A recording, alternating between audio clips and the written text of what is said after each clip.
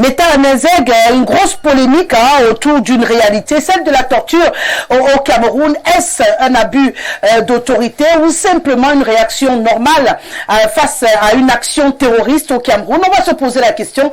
On aura l'opportunité ce soir d'éplucher ce sujet de fond en comble, au-delà de l'indignation, au-delà de l'émotion. Il s'agit ici de comprendre la situation d'une certaine manière. On parlera également ce soir d'un autre problème qui nous interpelle, annoncé pour disparaître. Apparemment, le whisky en sachet ont la peau dure. Parlant des produits au Cameroun, on se rend compte que la contrefaçon gagne du terrain, notamment pour ce qui est des produits alimentaires de construction. Aujourd'hui, la contrefaçon est devenue le quotidien du Camerounais. Est-ce finalement un combat qui ne peut être achevé? Est-ce un trafic ou une mafia de gros sous? Ce soir également, on aura l'opportunité, bien entendu, d'en parler dans le cadre de cette émission, le Grand Soir. Une fois la vitrine déclinée pour vous, téléspectateurs chéris, je vous demande de vous installer le temps d'une transition et puis on dit bonsoir au panel. Vos contributions et surtout de participer à l'édifice Cameroun, à contribuer à l'édifice Afrique et pourquoi pas à changer le monde. Notre leitmotiv tous les soirs lorsqu'il est 17 h sur Info Télévision. Une fois que je l'ai dit, je rappelle également aux téléspectateurs de cette chaîne que vous pouvez également nous retrouver sur la fréquence 8 de Canal Sat. Pour ceux qui ont l'impression d'un doublon, oui c'est le cas, mais ça n'a rien de polémique, c'est tout à fait normal par rapport aux projections de Canal Plus. Donc désormais, Info Télévision, c'est Canal 8, c'est également le canal 317 qui pour l'instant reste activé. Une fois que je l'ai dit, bonsoir Président. Aimé Cyprien Olinga est avec nous ce soir. Il est le président du FDR, le Front démocratique républicain, révolutionnaire.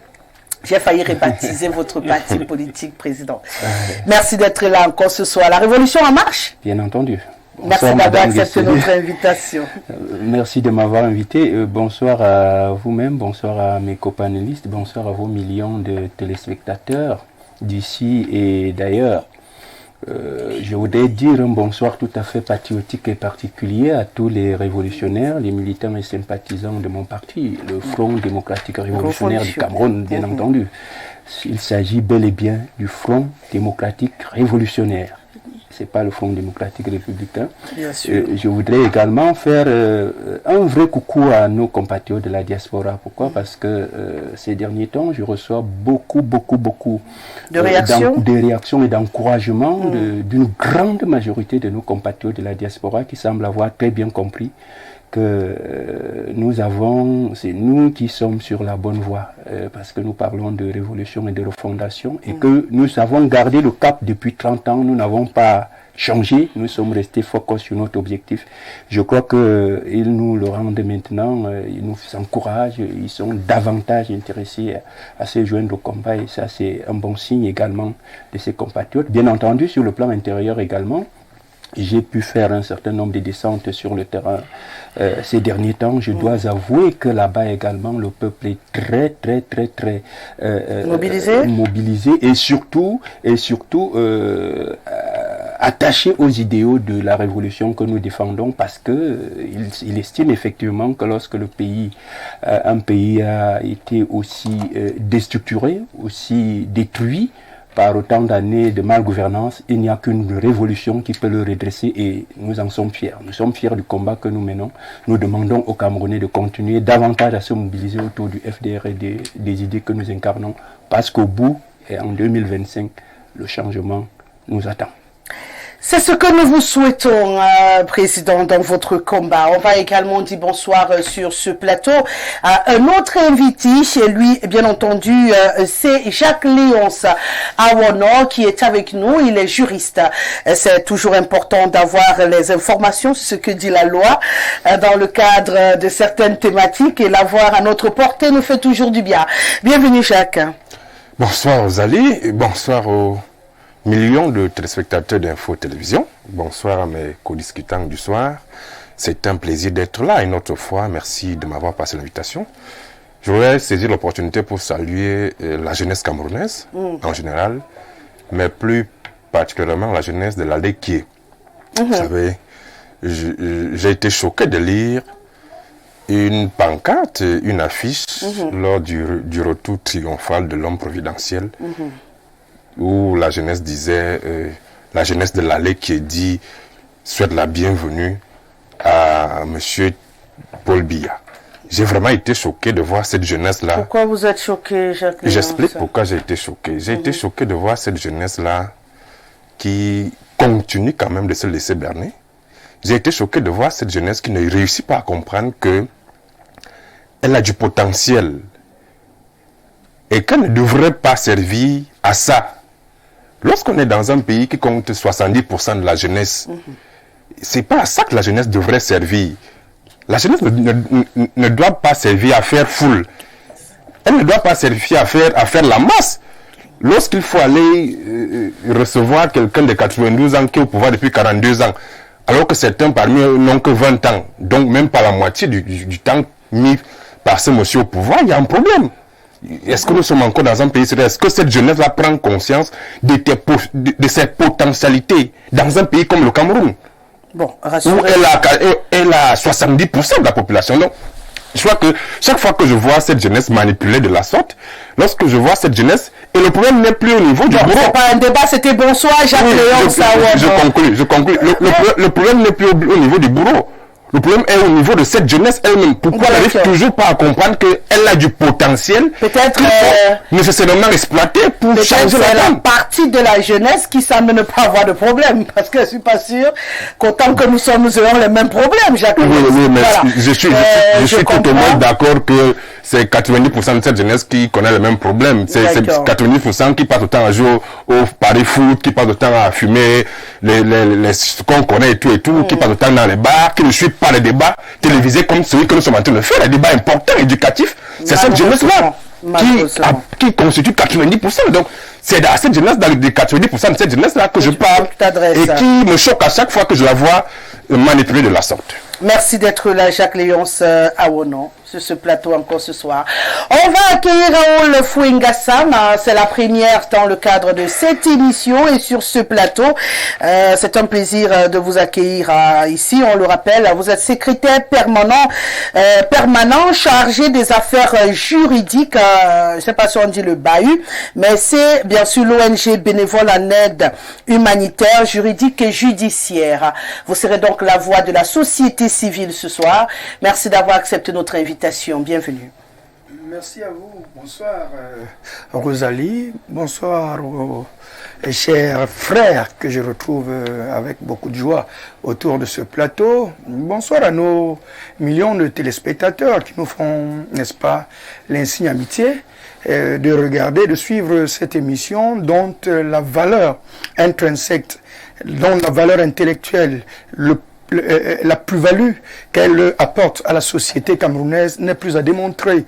Donc c'est également un honneur de se retrouver sur ce plateau parce que je ne vous ai pas prié pas une seule fois. Je me suis mis à genoux pratiquement pour avoir l'occasion, n'est-ce pas, de venir ici et discuter de ces choses importantes qui construisent la République.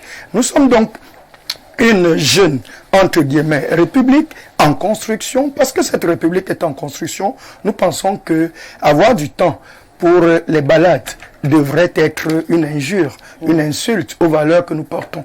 Nous portons des valeurs qui devraient se faire valoir. Et ces valeurs ne peuvent se faire valoir que chacun dans sa compétence, chacun avec la volonté de faire agir son potentiel. Juste à côté de cela, je pense que on ne devrait pas avoir voix au chapitre parce que nous sommes un État en construction et nous voulons la construire, la bâtir avec un socle assez solide. Pour que ce socle reste et demeure assez solide, nous pensons que les cris, n'est-ce pas, comme ceux de Jacques Léonce Awono, dont je fais mien, ces cris devraient se multiplier afin de faire large écho et interpeller la conscience de chaque jeune à ce qu'il sache qu'est-ce qu'il vaut et qu'est-ce qu'il peut faire. D'accord.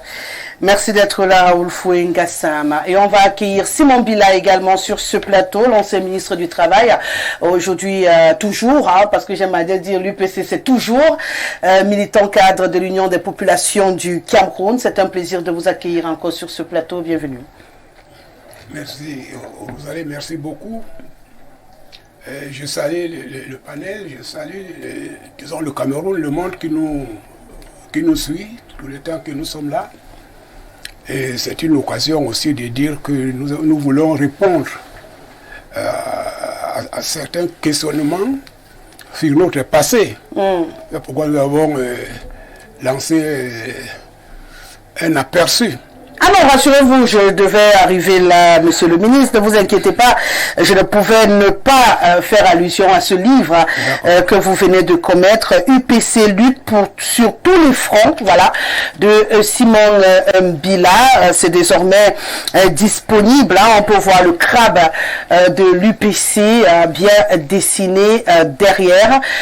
C'est un livre qui pour vous est l'histoire vue par vous de l'Union des populations du Cameroun, qui, il faut le rappeler, est un tout petit peu dans le tourbillon depuis plusieurs années. Ça ne semble pas vouloir s'achever. S'il fallait de façon succincte nous dire pourquoi ce livre et qu'est-ce qu'on devrait en principe y trouver. Voilà, ce livre soulève les débats en général. Depuis le retour de l'UPC, les problèmes que nous avons rencontrés, c'est genre de compte rendu parlementaire, comme j'étais député.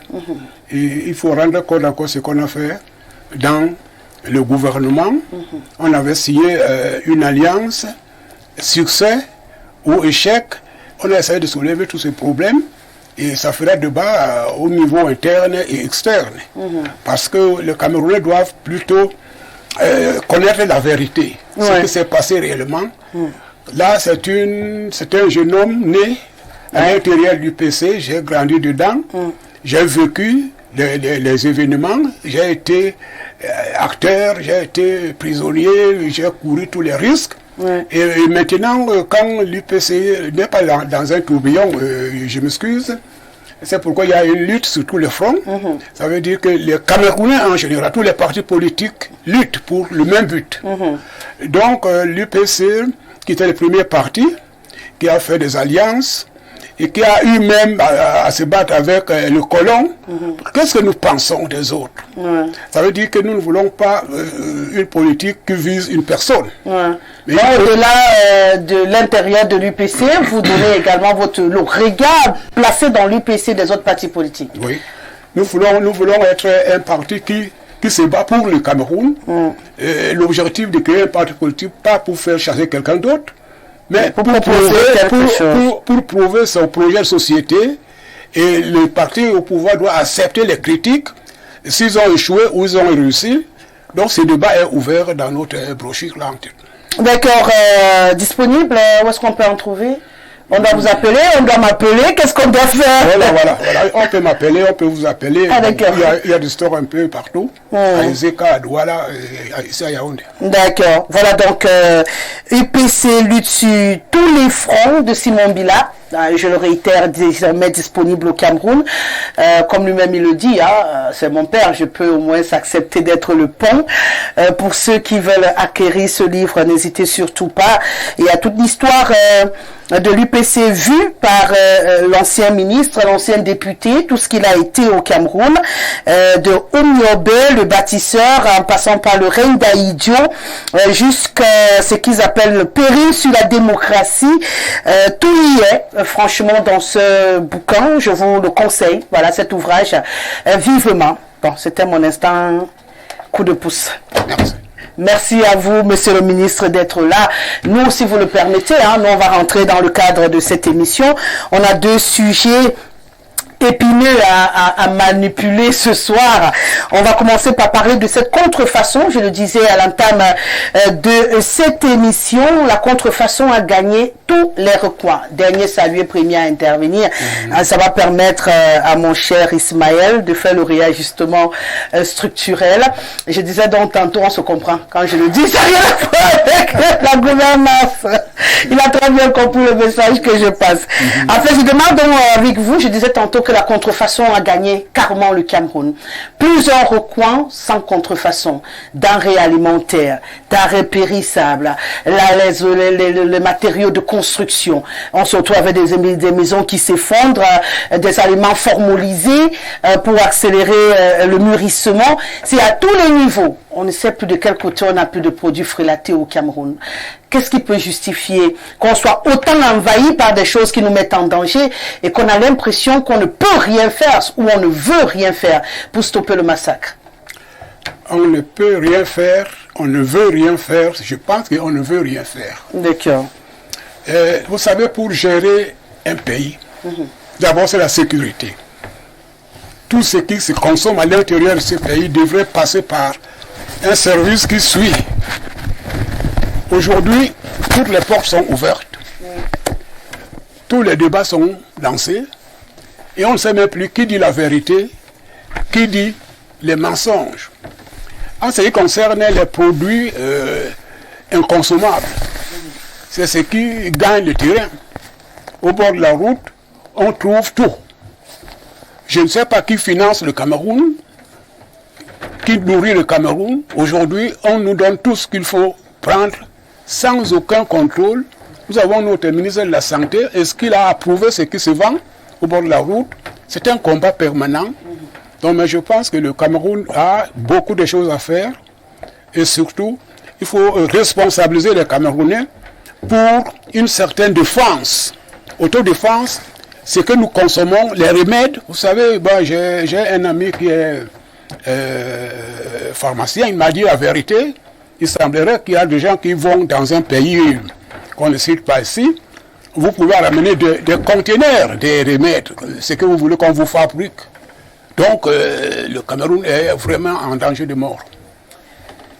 Président, c'est un peu difficile. Aujourd'hui, on nous annonce encore que les sachets, les whisky en sachet qu'on comptait voir disparaître également, qu'on accusait d'être très souvent frélatés, maintenant on demande de s'arrimer à la norme. Quelle norme? On a envie de se poser la question.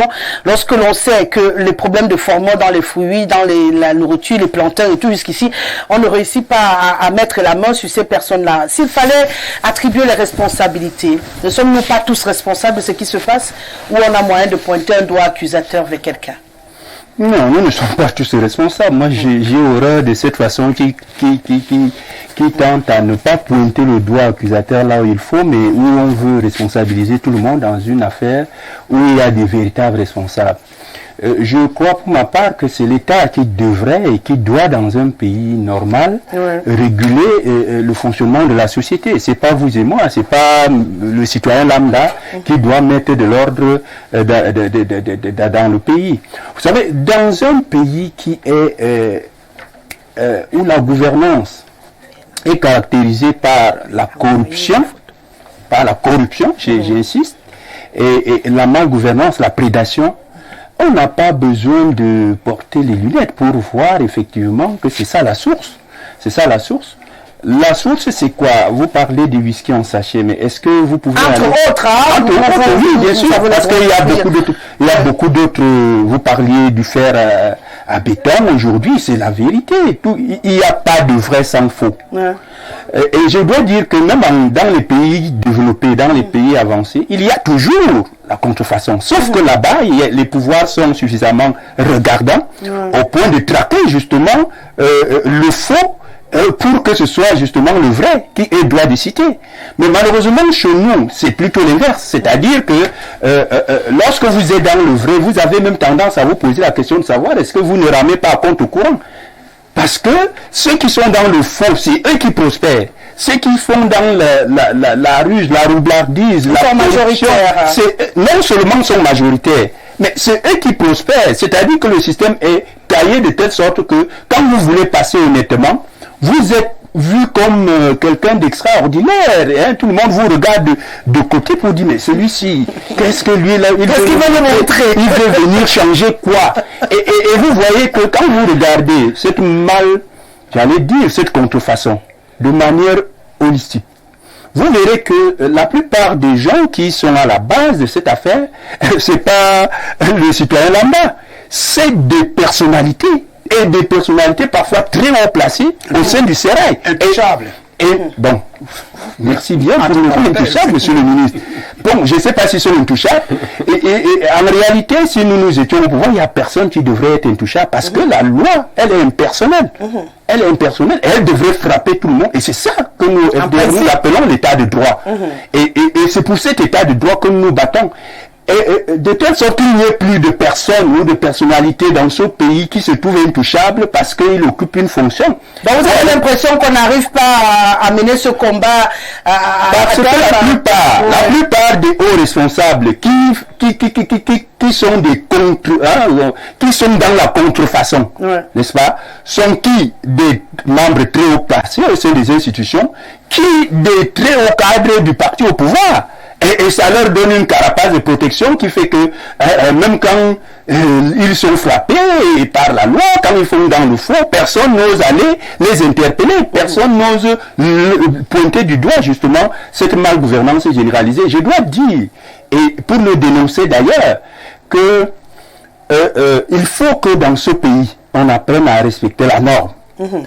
Et la norme part de la Constitution. C'est-à-dire au-delà même de la Constitution, c'est-à-dire des textes internationaux que nous avons ratifiés, suivis de notre Constitution et des lois organiques qui organisent le fonctionnement de notre pays.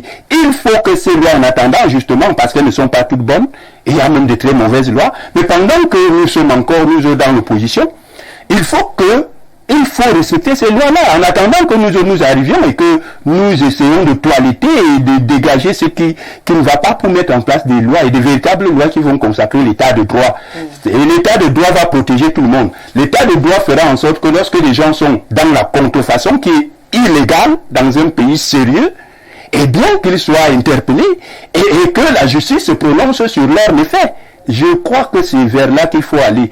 C'est une rigueur qui peut faire peur à certains parce que on dit les révolutionnaires là, mais nous n'allons pas transiger. On ne peut pas être dans un pays où la malgouvernance est érigée en système de gouvernement et où la bonne gouvernance est quelque chose qui de toutes les façons relève de l'imaginaire. Non, c'est l'inverse qui doit se faire. Le Cameroun doit être gouverné et surtout bien gouverné. Et de ce point de vue-là, que ce soit la contrefaçon, parce qu'effectivement, il n'y a pas que la contrefaçon des produits. Et il y a la contrefaçon, j'ai même entendu dire que dans ce pays, il y a même certains pontes qui sont en train de plagier les thèses et tout et tout. On est dans un pays du faux. Et vous parlez de l'éducation. Même dans l'éducation. C'est clair. Vous voyez parfois des personnalités, des intellectuels entre guillemets, pour lesquels vous aviez beaucoup de respect. On vous dit que mais monsieur, il a plagié le document de quelqu'un pour sortir. Et de ce point de vue, il va falloir à un moment donné dans ce pays qu'on fasse un toilettage, qu'on fasse, ça dit que on appelle ça le nettoyage des écuries de GIAS. Et je pense que les Camerounais doivent saisir cette balle au bon, que nous leur refondons, parce que nous parlons de refondation, et la refondation doit passer justement par ce toilettage, par ce nettoyage des écuries de GIAS pour jeter les bases d'une véritable république, une république nouvelle, un état de droit où la loi n'est pas le loisir et où tout le monde respecte la loi. Le citoyen, les responsables et même les institutions, tout le monde doit être soumis à la règle de droit. Raoul Foué Ngassam, il faut dire que c'est un combat qu'on a annoncé en grande pompe au Cameroun, la lutte contre la contrefaçon. On nous annonce parfois des situations où, bon, on filme aussi parfois, parce que je ne vais pas faire comme si on n'est pas souvent invité avec nos caméras, aller immortaliser ces instants-là où on détruit des médicaments, on dit que ce sont des médicaments contrefaits, où on attrape ci, on attrape ça, mais on a l'impression que plus c'est fait, plus ça se multiplie. Et du coup, on se pose la question, est-ce que c'est pas un jeu de passe-passe qui se déroule devant les yeux des Camerounais, ou véritablement, on va me dire que ce combat est en train de dépasser le gouvernement au Cameroun? C'est possible ça? Non, nous avons un État en construction, nous l'avons dit. Arrêtez de construire l'État. Nous allons le construire. Alors, Rosalie, cet État en construction ne souffre pas de l'absence de loi. Non. Les normes au Cameroun existent. La loi au Cameroun également existe. Notre seul véritable problème, c'est l'application. l'applicabilité et le respect de ces différentes lois et normes qui existent. Ben, il paraît, comme il a dit, que c'est une affaire de gros sous. C'est des gens qui ont beaucoup d'argent, qui peuvent se permettre de produire une contrefaçon en grande quantité afin de répondre à la demande. Celui qui n'a pas les moyens ne peut pas décider de multiplier un produit contrefait en quantité au point de couvrir la demande dans un pays et que la quantité soit supérieure à l'original de ce produit-là. Ça veut dire qu'il faut avoir les moyens. Non, Rosalie, vous me poussez à courir et voyez-vous, j'ai ce défaut. C'est ma mauvaise habitude avec le grand soir. Je n'aime pas les parties de conférence. Très souvent, ça nous ennuie. Bien dommage. Donc, du coup, on aime courir. Bien dommage. Merci de prendre le rythme. Nous allons essayer de prendre le rythme. Je disais que nous avons un problème de respect et d'application de nos lois. C'est ce respect, c'est ce manque de respect d'application des lois qui pose le véritable problème. Et si ce problème est posé à cet échelon, c'est parce que plus haut, supra, nous avons donc des institutionnels qui se sont érigés comme étant devenus effectivement des intouchables entre guillemets. Et à partir du moment où vous avez des institutionnels ne sont pas contrôlables, ne peuvent pas se transformer, fonctionner en modèle, il y a donc cette loi naturelle qui fait que tout pourrit. Tout pourrit finalement, parce que il ne faut pas avoir des gros moyens pour acheter du formol et injecter dans de la banane ou dans du plantain. Mais il faut avoir accès au formol. Il faut avoir accès au formol. Ce qui n'est pas la possibilité de tous les canaux. Malheureusement, ce formol est disponible et doit être disponible parce que utilisé pour un certain nombre. Il faut préciser. Utiliser pour un certain nombre. Préciser. On utilise le formol dans quel cadre au Cameroun? Non, en principe, le formol à la base pour notre environnement sert à maintenir, n'est-ce pas, les humains. Ça veut dire que ça suit un circuit bien précis et pour être utilisé dans un lieu bien précis. Alors on se retrouve avec au marché comment? Malheureusement, parce que il existe une volonté publique, une volonté politique de laisser faire, de mettre à mal la fonctionnalité républicaine. Mettre à mal la fonctionnalité républicaine, c'est cette manière organisée par ces institutionnels dont je parlais et pour la plupart par ceux que le président Aimé Cyprien Olinga appelle intellectuels entre guillemets, non, par ces diplômés qui passent le temps à écumer, n'est-ce pas, la place publique, à vous chanter des titres diplômiques qui sont pour le moins sans fondement, donc creux. À ce stade, je vais vous faire savoir, Rosalie, que tant que l'environnement sociopolitique camerounais sera celui que nous voyons, effectivement, nous perdurerons dans cette cacophonie où on ne sait plus qui fait quoi. Rendez-vous compte. Vous avez l'impression qu'au Cameroun, on ne sait pas qui fait quoi? On ne sait pas qui fait quoi. Parce que, oui, parce que vous ne pouvez pas en même temps être fonctionnaire, censé jouir des impôts du citoyen et concurrencier ce citoyen. Donc on sait très bien qui fait quoi en devenant commerçant. Non, là on ne sait plus si vous êtes fonctionnaire ou vous êtes commerçant. Donc on ne sait pas qui fait quoi. Une fois de plus, parce qu'on ne saura pas qui fait quoi, il faut bien qu'à un certain moment, le citoyen prenne la posture du citoyen. Que le citoyen prenne la posture du citoyen parce que si vous savez avoir des droits et que vous ne pouvez pas les faire valoir, les faire respecter, vous vous perdez, vous donnez vos droits, n'est-ce pas,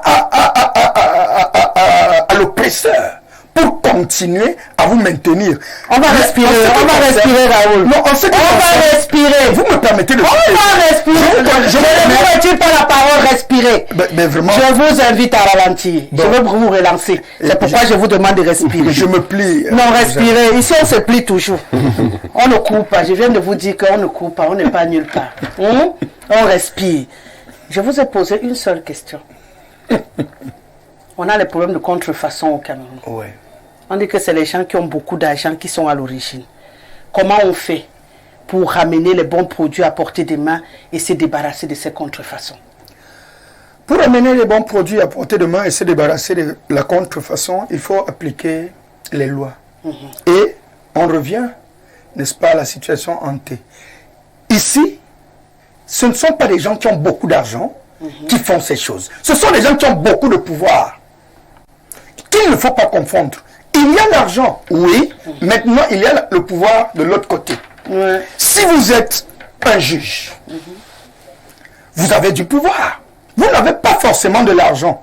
Alors, en face, vous avez un commerçant qui peut être un multimilliardaire, mais il n'est pas le juge.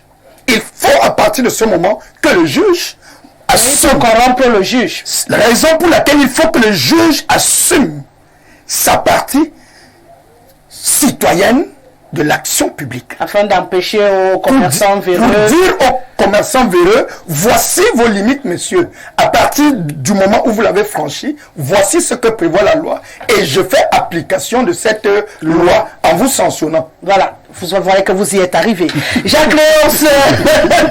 Oh non. Ben, c'est toujours comme ça au début. Hein. Vous savez, on a les réflexes. J'ai failli dire tout à l'heure que vous dites que les intellectuels conférenciers, ben, vous avez tout l'étoffe d'en être un.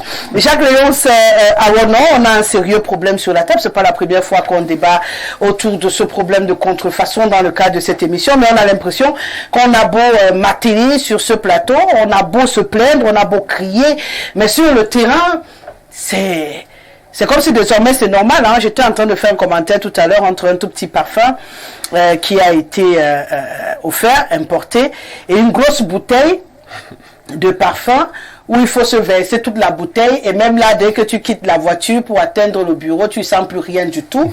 Et puis tu as une petite bouteille qu'on t'offre, qui est toute petite comme ça, mais tu mets 2 gouttes là, tu sens toute la journée. Donc du coup, tu comprends que pour trouver encore un produit de qualité sur le marché, il faut avoir la chance qu'on te l'apporte directement d'ailleurs, parce que tu rentres même dans des boutiques parfois qui ont, entre guillemets, de la renommée, mais tu en sors avec un produit contrefait. Donc on ne sait plus à quel sens se vouer. Finalement, l'argent a pris le dessus, et la malhonnêteté, puisque je résume ça comme ça, la malhonnêteté des uns et des autres a décidé de nous décimer tous alors. Oui, Rosalie, on revient là, du coup, à la citation du très grand philosophe de regretter mémoire. On a écarté la norme, on a normalisé l'écart. Donc c'est ce qui n'est pas normal qui continue de devenir normal au Cameroun. Voilà pourquoi ce n'est pas l'affaire de ces gens-là, ce n'est pas leur affaire. Voilà pourquoi vous allez voir, parfois, même ce qui touche à la santé, vous savez que tout au moins, lorsqu'on est en santé, lorsque vous voyez le ministre de la Santé faire une petite tournée là pour essayer d'influencer quelques vendeurs de médicaments de la rue là, après quelques minutes, ils viennent encore s'installer. Donc, vraiment, c'est juste parfois du tape à l'œil, mais ce n'est véritablement pas le souci de combattre la contrefaçon et de sauver les Camerounais, parce qu'en réalité, il est question de la santé des Camerounais. Lorsque les gens consomment des produits contrefaits, c'est de la santé dont il s'agit. Mais est-ce que ces gens prennent en compte que les Camerounais ont besoin tout au moins d'être en santé? Vous pouvez ne pas manger à votre faim, vous pouvez même ne pas aller à l'école, mais tout au moins, il faut que vous soyez en santé pour vivre. Mais si même la santé des Camerounais n'occupe plus ces gens, vous comprenez qu'ils ne sont pas là pour les Camerounais, ils sont là pour autre chose. Donc la contrefaçon, c'est un vous. Et puis on a quand même des institutions qui ne servent à rien, comme la NOR, vraiment. Si, jusqu'à ce stade, on continue d'avoir autant de produits contrefaits sur le marché, mais à quoi sert la NOR? Est-ce que les Camerounais savent même qu'il existe une institution qui est censée contrôler les produits qui sont sur le marché? Ils ne savent pas, parce que la NOR elle-même ne communique jamais. Vraiment, c'est des institutions qui consomment des budgets colossaux parfois pour rien. Parce que jamais on ne verra la NOR sortir en communiqué pour dire attention aux produits contrefaits. Le jus que vous avez vu n'est pas bon pour connaître jamais, le bon, pas leur travail. Utiliser tel procédé, ça aiderait bien les Camerounais d'avoir des petites astuces. À un moment donné, il faut passer à la phase éducative. Avant même de passer à la phase répressive, il faut d'abord éduquer le peuple. Il faut d'abord demander au peuple de s'éduquer. Mais est-ce que ce n'est pas le travail de ces gens-là? le souci est de rester au pouvoir autant que possible. Voilà pourquoi on peut célébrer quelqu'un de 92 ans qui rentre de France. Donc, le souci, c'est de demeurer au pouvoir. Le souci, c'est de rendre un pouvoir éternitaire. Ce n'est pas de sauver les Camerounais, ce n'est pas de permettre aux Camerounais de vivre bien dans leur pays. Donc, moi, je crois qu'à un moment donné, il faut que les Camerounais essayent de chercher autre chose. De chercher autre chose. Parce que moi, quand je vois certaines images comme... Ils essaient de chercher quoi? Le bonheur. Parce que ce n'est plus là. Ce n'est plus là-bas. Trop drôle. Ce n'est plus là-bas. On libère tous le pays, on s'en va. Ce n'est plus là-bas. Et puis qui reste construire le pays derrière? Non, je dis quand je dis le bonheur hier, c'est de chasser ces gens du pouvoir. Les gens de 82. Là, il faut qu'ils partent. Parce que ce n'est plus là-bas que se trouve le bonheur des Camerounais. Donc, à un moment donné, il faut que les Camerounais cessent d'être dupes. Quelqu'un ne peut pas vous gouverner pendant 42 ans et ça ne change pas. Vous continuez de croire qu'il est bon. Comme dernièrement, j'ai vu les gens célébrer là. Vraiment, c'est comme si ce monsieur-là, le Cameroun lui appartenait. Bon, ça, peut-être toi, ça peut t'offusquer. Il y en a qui... Ça m'a véritablement choqué. On ne l'aime pas, son absence a fait couler beaucoup d'encre et de salive, donc automatiquement, ça ne pouvait que susciter les réactions. Positives ou négatives, ce n'est pas le débat, c'était logique. C'est le contraire qui aurait surpris. Donc, maintenant, toi, tu fasses partie de ceux qui n'étaient pas contents, c'est ton droit. Maintenant, quand tu décides que ceux qui sont contents ne doivent pas également jubiler, c'est plus de la démocratie, Jacques Léon. Oui, en démocratie, il faut y mettre aussi un peu de la raison. La raison voulait donc que quand quelqu'un a mis 42 ans au pouvoir et qu'il n'a même pas apporté une bribe de bonheur à son peuple. Mais quel est le bonheur que ce régime a apporté? On ne va pas être excessif aussi. Mais je suis réaliste. Je suis réaliste. D'accord, vous voulez rajouter quelque chose? Non, je voulais tout simplement dire que, vous savez, au départ, il y avait la rigueur. Et la moralisation. On a rejeté les deux mots clés. Moi, je vois quand le frère à gauche... Ouais, M. Gassam, Raoul. Nous sommes en train de créer un État. Je ne sais pas si nous sommes au niveau de la fondation ou bien l'élévation des murs. Ah, l'État en construction dont il parle. Moi, je pense que nous devons commencer par la fondation. La fondation veut dire que nous devons avoir les lois que nous avons tous acceptées, pas les lois importées. Mais quelque chose comme ça. Est-ce que il y avait un service ici là-dehors qu'on appelait service de contrôle des prix.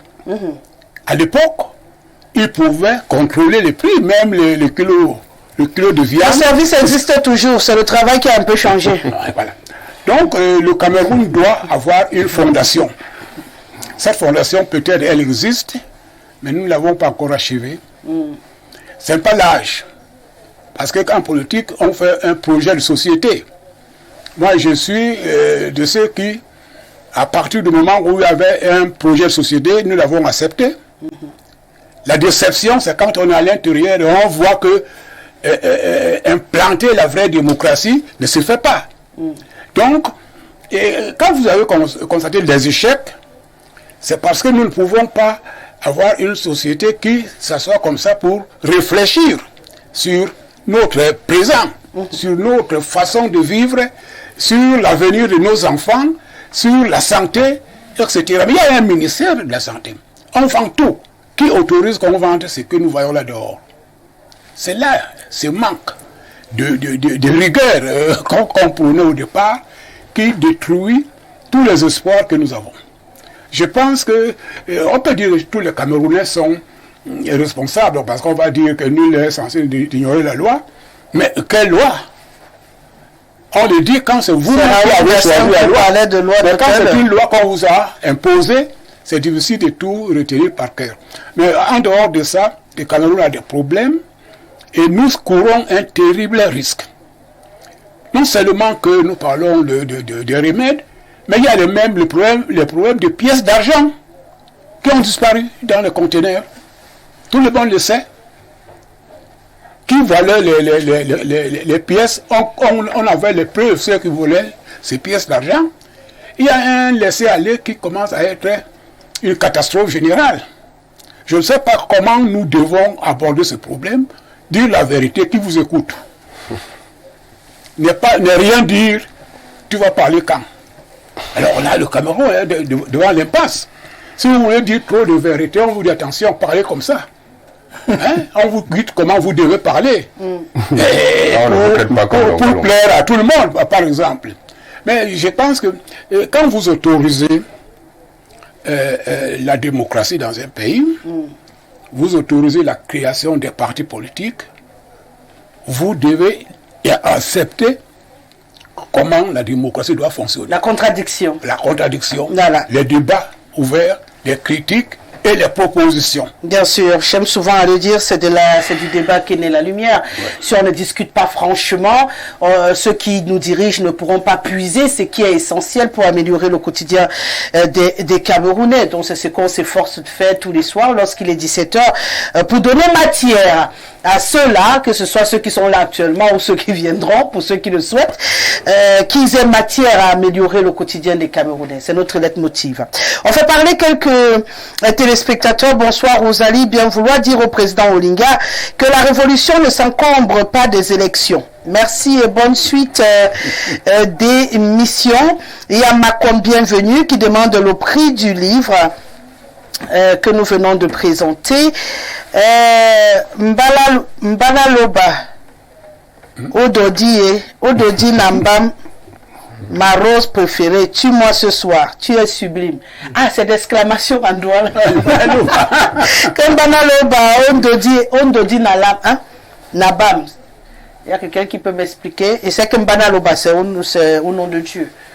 Bon, maintenant, à la suite, je suppose que... Il l'a dit en langue douala et il a traduit en français. D'accord. Ma rose préférée, tue-moi ce soir, tu es sublime. Mais alors magnifiquement belle dans cette robe scintillante, laissant paraître ton épaule. Je loue l'Éternel de t'avoir créé, car s'il ne l'avait pas fait, on t'aurait inventé sans contrefaçon. Car tu es original, une pièce unique et spéciale. Après toi, c'est le ravin. Même Longuet, dans ses délires en quête de popularité et de buzz, devant toi retrouve sa lucidité. Tu es une lumière éternelle. Nous t'aimons très fort. Bonne émission à toi. C'est Cyril depuis Douala. Oh là là. À l'entame de l'émission, comme ça, je perds mon latin. Là. Merci, c'est gentil. Donc, je dois même parfois ouvrir l'épaule comme ça de temps en temps. Pour ressentir certaines personnes, bonsoir à vous sur le plateau, belle thématique Rosalie, mais nous ne pouvons que pleurer car les Camerounais par essence aiment le faux et la contrefaçon. Champion des faux diplômes, faux recrutement, faux médicaments, fausses denrées alimentaires, faux carburant, pour ne citer que ça. Si je continue à citer, on va dormir ici. Nous avons besoin de refaire totalement notre société et nos mentalités. C'est Jean-Louis qui nous écrit depuis Simbok. Bonsoir Rosalie. Ah, lui, Lydie, elle a un souci de son. Je ne sais pas si c'est après la pluie dans votre zone, je ne sais pas. Mais ici, on n'a pas un souci de son.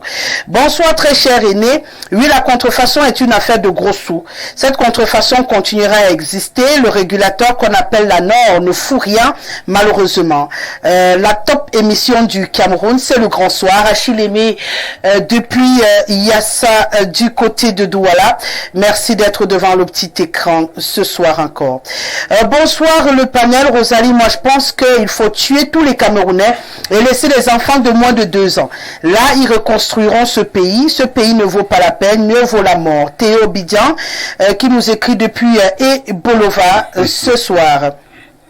Waouh! Cette belle tenue traditionnelle a mieux me réchauffer par ce temps de canard dans la cité Ongole-Hundu.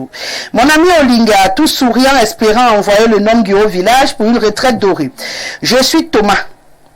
Avant non, le juristron, bras croisés, parlant de manière courroucée à la jeunesse de la Léquier, qui a souhaité la bienvenue au Nomgui. Un colonel te regarde pour une fessée à la matière. Ngassam, le secrétaire d'une association civile vantant ses valeurs pour un triangle solide, qui vivra verra au...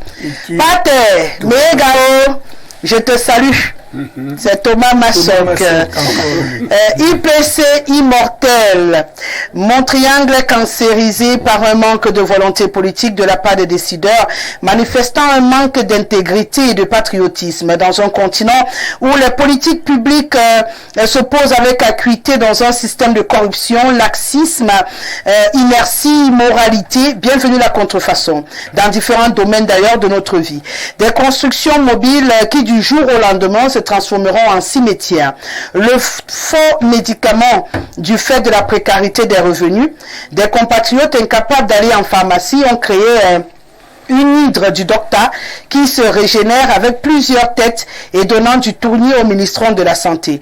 Même sur nos tables, vivons une forme de dépotoir nutritionnel parce qu'incapable d'investir dans la production pour une consommation de qualité. Sans oublier une digestion après le repas de ce whisky Top Boyau, Kwembe fédéral, fabriqué dans le coin de la rue publique à détruire au quotidien notre santé, qui nous conduira à l'hôpital et plus tard au cimetière du coin. Ouais, Seigneur. C'est Thomas Massoc qui réagit ce soir. Bonsoir le plateau, j'aime votre émission. Hélas, moi aussi, vous n'avez pas de volume, notre pays est mal gouverné. On fabrique tout, on vante tout, personne ne parle. Prenez soin de nous-mêmes. Si c'est eux là, on va tous mourir. Oh, on a Jacques depuis Manguier. On va prendre soin. Bonsoir Madame Rosalie et bonne émission à tous sur le plateau. En effet, on se régale tous les soirs dans la Léquier à travers votre émission, toujours riche au travers des échanges du grand soir sur Info TV. Toutefois, excusez-moi à l'endroit de Monsieur en veste ayant fait allusion à la jeunesse de la Léquier. Il s'appelle Jacques Léos Aono. D'où est-ce que vous sortez, il vous pose la question, d'où est-ce que vous sortez ces statistiques sur la jeunesse de la Léquier? 1. 2. Qu'avez-vous déjà posé comme acte positif pour cette jeunesse qui selon lui est perdue pour la ramener à la raison? Vous êtes jeune vous-même, monsieur. En quoi est-ce que le fait qu'il y ait une jeunesse qui suit ces classes politiques au sein du RDPC serait-il un délit? On a bien envie de vous comprendre par moment, mais bon, c'est Lionel qui nous écrit depuis Okola ce soir. Bonsoir à vous en studio. Le Cameroun même fonctionne en contrefaçon. Tout est paradoxal au Cameroun. Regardez le nouveau produit appelé Baume François. Baume François qui est devenu Baume Français. Oh, la loi interdit cela, mais comment ça fonctionne librement, sans contrainte? C'est le grand fiscaliste comptable Vincent Ateba. C'est une fausse information. L'un n'est pas devenu l'autre. L'un a voulu essayer de jouer avec le nom. C'est deux produits différents. Oui. C'est pas le même. Bien le bonsoir. Au plateau du Grand Soir, la contrefaçon est une gangrène institutionnalisée au Cameroun. En effet, j'ai eu à travailler dans une structure de fabrication et de commercialisation des whisky en sachet. Et je peux vous dire que cette entreprise recevait des financements étatiques. Et un jour, la police a eu à m'inquiéter au niveau des impôts face au commissariat central numéro 1. Et je peux vous affirmer que j'avais un laissez-passer à montrer aux policiers qui m'avaient interpellé. Et avec ces avantages de gros sous, parce que les whisky en sachet, on en procure en pensons-nous que cette industrie peut être facilement jetée dehors? C'est Kabongo depuis et c'est ça la coque. Tout à fait. Et c'est ça la coque. Oui. D'accord. Voilà. C'est donc un témoignage de quelqu'un qui lui vit en plein dedans. Bonsoir Madame Rosalie à tout le plateau. Vraiment, on se demande si l'entrepreneur là va livrer le chantier de notre pays un jour. Comme ça en construction là. Chaque jour c'est un chantier. Concernant la contrefaçon, ne cherchez pas de midi à 14h. Ce sont des voleurs au col blanc du régime en place qui font ce travail. C'est Basile qui nous le dit. Bonsoir madame, vous allez bien, j'espère. Je vais bien. Alors la contrefaçon dans notre pays commence par nos poubelles. Faites le tour de nos poubelles et observez les gens qui ramassent les choses. Vous serez étonnés, madame. Dans nos poubelles, il y a les spécialistes qui cherchent juste des cartons des médicaments, des flacons, des bouteilles de tout genre. Alors, ils ramassent pour faire quoi? La contrefaçon, tout simplement. Il y a des choses dans notre pays que si vous regardez, vous attrapez l'AVC. C'est Batum David Steven depuis son village Sontap qui nous écrit. Pourtant, ailleurs, le travail du recyclage est normal. C'est même un métier.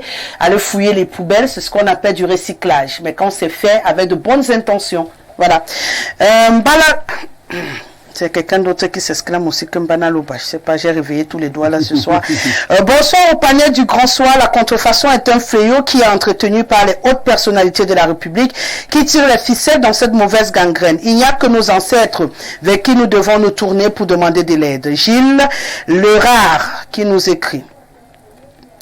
On va au Gabon. Bonsoir Rosalie, bonsoir le plateau, plus précisément à Monsieur Awon qui de façon franche demande à la jeunesse camerounaise de prendre ses responsabilités au lieu d'être complice de ceux-là qui ont mis notre beau et cher pays, le Cameroun, dans la misère depuis 42 ans. Même comme sur le plateau, on a bien cherché à l'interrompre. Merci mon frère.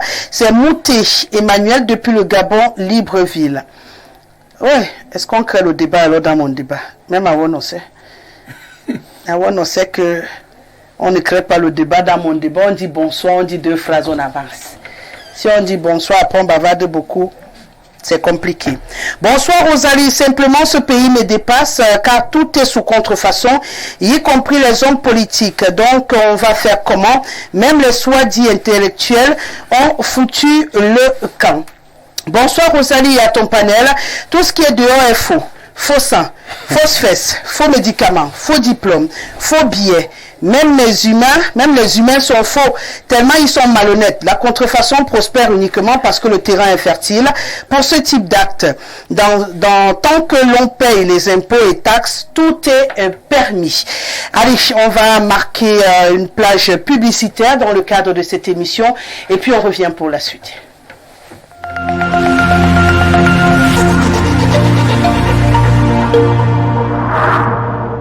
Ma sœur, tu connais Allo CNPS? Non, c'est quoi? Ce sont les nouveaux outils que Sécuris Group, partenaire de la CNPS, met à la disposition de tout le monde. Pardon? Eh oui, tu peux maintenant vérifier tes cotisations de la CNPS sur ton téléphone Android ou sur un simple téléphone. Ah bon? Oui, tu as accès à tous ces services sur WhatsApp avec un agent connecté 24 heures sur 24 où tu pourras poser les questions sur ton matricule, tes dossiers d'allocation familiale et autres prestations CNPS. Et c'est payant? C'est 750 francs CFA par mois seulement, soit 9000 francs CFA par an, c'est donné cadeau. Mince, comment y bénéficier? Tape étoile 101 dièse, peu importe le réseau et suis juste les indications. Enfin, mes cotisations sont à portée de main. Et contactez désormais la CNPS au 83 83. Allô CNPS, vous ne serez jamais seul. Êtes-vous prêt à obtenir une formation et un emploi garanti? L'Institut supérieur des sciences et technologies QUAM, ISTEC, est là pour vous accompagner. Inscrivez-vous maintenant et obtenez votre CQP, DQP, BTS, HND, licence et master professionnel en études médico-sanitaires, gestion, commerce-vente, génie industriel et technologique, information et communication, tourisme, hôtellerie et restauration, agriculture et élevage, carrière juridique. L'Institut supérieur des sciences et technologies QUAM, c'est des professeurs chevronnés, des programmes innovants et des installations de pointe. ISTEC, Institut supérieur d'excellence.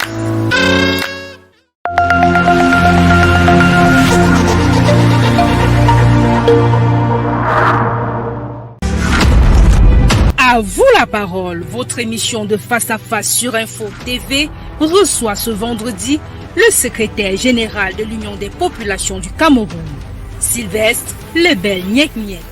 Entrepreneur, leader d'opinion et homme politique à la verve inspirante, Sylvestre Lebel Nyek-Nyek donne son regard sur l'actualité du moment et livre toute la vérité sur la réalité de l'UPC, le parti dont il assure désormais le secrétariat. Sylvestre Lebel Nyek-Nyek face à Rosalie Gesselin dans un entretien à bâton rompu. C'est ce vendredi 25 octobre 2024 dès 21h. À vous la parole, c'est évidemment sur Info Télévision. Voilà, comme vous pouvez le remarquer, avant de poursuivre cette émission, on va marquer cet arrêt pour préciser ce rendez-vous. C'est donc demain, lorsqu'il sera 21h. Tout ce qu'il y a à savoir sur les batailles et les solutions trouvées au sein de l'UPC, ce sera donc dans le cadre de votre émission. À vous la parole, dès qu'il sera 21h. Je serai face à Sylvestre Lebel Nyek-Nyek. Ne manquez pas ce rendez-vous sur Info Télévision. On aura l'occasion de discuter, d'échanger et surtout d'apprendre apporter des éléments de réponse. On le sait depuis quelque temps, il y a beaucoup de tourbillons, beaucoup de questionnements. Les uns et les autres aimeraient bien comprendre, on a combien d'UPC, on a combien de secrétaires, on a combien. Je pense que ce rendez-vous demain sera une solution ou riche en informations pour ceux-là qui voudraient bien comprendre ce qui se passe actuellement au sein de ce parti très ancien, peut-être le plus vieux au Cameroun. Et on aura l'opportunité, pourquoi pas, d'élever plusieurs pans de voile et apporter des réponses efficientes aux téléspectateurs d'Info Télévision. J'en profite également pour dire que quelques sujets d'actualité, notamment le retour du président de la République, son impact et tout, seront également abordés dans le cadre de cette émission. Alors prenons simplement rendez-vous demain 21h sur Info Télévision. L'émission C'est à vous la parole. C'est notre face-à-face tous les vendredis à 21h. Donc vous faites bien de ne pas bouger. Et bien sûr, en revenant sur ce plateau, on va poursuivre notre émission avec un autre sujet tout aussi épineux. La question des droits de l'homme a revenu à l'ordre du jour grâce à cette dernière actualité liée à une vidéo devenue virale sur les réseaux sociaux qui montre l'artiste Longuet en train de subir, excusez-moi l'expression, une bastonnade exemplaire. Ça fait sortir les uns et les autres de leur gong, pour certains qui ont trouvé que c'était excessif, pour d'autres qui ont trouvé qu'humainement ce n'était pas possible et que ça valait une indignation collective, pour certains également qui trouvent que dans le cadre de certaines enquêtes musclées, on a parfois l'habitude de référer à ce genre de manœuvre qui n'a pas toujours l'intention de tuer mais de pousser à révéler certaines informations. À l'issue donc de cette vidéo, le ministre de la Défense a commis un communiqué aujourd'hui que je vais d'abord vous rendre, dont je vais vous livrer la lecture avant de poursuivre les débats sur le plateau. Le ministre de la Défense communique. C'est un communiqué de presse. Dans la matinée du mercredi 23 octobre 2024 est apparu sur les réseaux sociaux un vidéogramme devenu viral présentant une scène de violence infligée à l'artiste musicien Lonkana Agno Simon, dit Longuet. La victime impute ces violences à des éléments de l'antenne sécurité militaire du littoral, garnison de Douala, deuxième région militaire interarmée. Informé de ces faits de violence sur un citoyen, le ministre délégué à la présidence chargé de la Défense a immédiatement prescrit l'ouverture d'une enquête par ses services spécialisés. Toute la lumière sera faite sur cette regrettable affaire. Les responsabilités seront établies et les conséquences tirées en fonction des résultats de l'enquête conformément aux lois et règlements en vigueur. C'est donc la sortie du ministre de la Défense qui, jusqu'ici, on le rappelle, Landera. Le communiqué est signé de sa cellule du chef de division de la communication, à Tonfac Guimau Cyril Serge, qui a donc communiqué au lendemain de cette vidéo, il faut le dire, président, qui aujourd'hui fait couler beaucoup d'encre et de salive et suscite beaucoup de questionnements qu'on va essayer de se poser ce soir. De prime abord, le regard que vous avez posé sur cette vidéo, déjà en tant que citoyen, et je ne vais pas vous empêcher de le faire également en tant qu'homme politique. D'abord en tant qu'homme politique, parce que c'est sur cette casquette que je vais d'abord parler, et citoyen par la suite. Je dois dire que nous avons, nous aussi, dans le cadre de notre parti, et moi-même personnellement, vu ces images atroces que les réseaux sociaux nous ont montré, cette image qui est devenue, comme le dit le ministre, virale. J'ai été terriblement indigné. Et je crois que très tôt ce matin, nous avons également, dans le cadre du Front démocratique révolutionnaire, d'ailleurs sur les réseaux sociaux également et sur les plateformes numériques du FDR, j'ai commis également un communiqué justement pour exiger justement que la lumière soit faite autour de cette affaire et que les principaux responsables de cette bavure, de cette mégarde soient punis et sévèrement punis. Pourquoi? Parce que il faut quand même dire que ce pays, nous l'avons dit dans le premier sujet, fonctionne de manière assez bizarre. C'est-à-dire qu'on écarte la norme. La norme au Cameroun, dans une république démocratique, c'est la préservation des libertés. D'où vient-il que dans un pays qui se dit démocratique, mais quand on observe ces scènes de violence à répétition, parce qu'il n'y a pas que M. Longue, c'est M. Longue parce que lui, il est artiste, et puis l'image arrive à quel moment?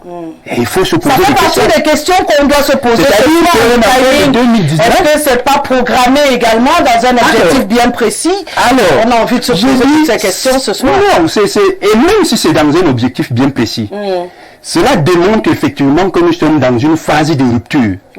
Où certaines personnes qui cachaient un certain nombre d'atrocités, qui commettaient même des atrocités, pour préserver un pouvoir quarantenaire, cinquantenaire, aujourd'hui ont très bien compris, au regard de la situation de notre pays, qu'il va falloir quand même que les choses bougent, que ça change.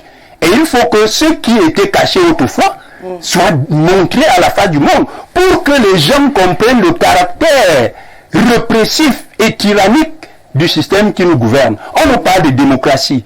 Mais j'ai l'habitude de poser la question de savoir, Madame Guesselé, avez-vous seulement dans le monde un exemple d'un pays démocratique où le chef a passé 42 ans au pouvoir? Un seul exemple.